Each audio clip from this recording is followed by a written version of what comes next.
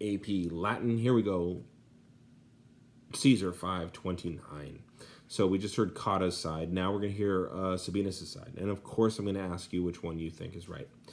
Titurius Sabinus kept shouting against these things that they were going to move too late. They would act too late.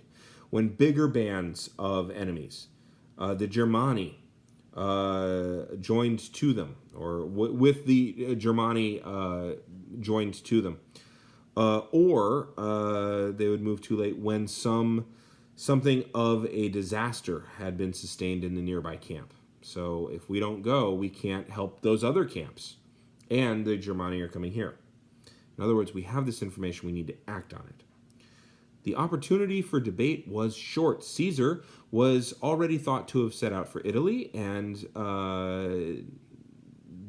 neither, and as proof, neither would the Carnutes otherwise have adopted a plan for murdering Tiscetius, nor would the Eburones, if Caesar had been present, would they have come to our camps with so much contempt. So in other words, there's no way these people would have attacked us if Caesar was still in Italy, or was still in Gaul.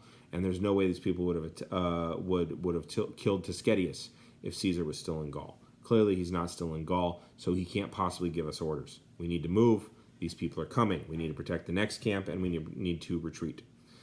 Sabinus, didn't think that the enemy was an authority, but he, Sabinus, thought that the current situation was the Rhine was close by. Ariovistus' death. Do you remember him from book 1 when you did the summaries? He was fun. But Ariovistus' death and our previous victories as Romans for the Germans had been a source of great grief. So the Germans were out Charlie Browning things. And they, the Germans, the Gauls, had been placed below the rule of the Roman people. Therefore, Gaul blazed with anger. They had endured so many insults, and their previous glory in military affairs had been put out. So I like that they're blazing and it gets put out, right? Their anger is blazing from having been put out. Finally, who would persuade himself of this, that Ambiorix had proceeded to a plan of this kind on his own? His own, Titurius's, so this is Sabinus, his own proposal was safe on either side. He's like, look, if I'm wrong, it'll be okay. And if I'm right, it'll be okay. But your plan, if you're right, then it'll be okay. But if you're wrong, we're all dead. Okay.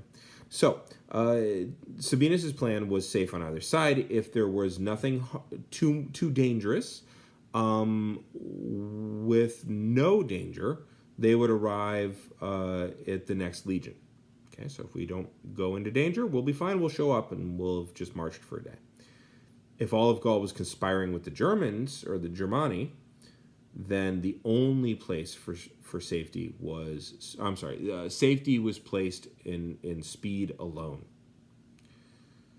Indeed, what result does the proposal of Cotta and those who disagreed have?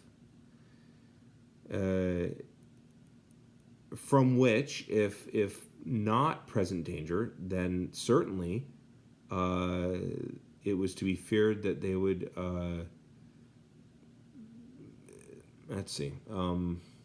famine was certainly, so if they were not to be fearing or dreading immediate danger, certainly they should dread famine by way of a protracted siege. Okay? So he's saying, look, if they show up, and even if we can defend ourselves, then we're going to run out of food because we can't go forage, because there'll be a siege. So nothing says that we should say. Now, of course, you get to decide who was right. I'm going to hit the button.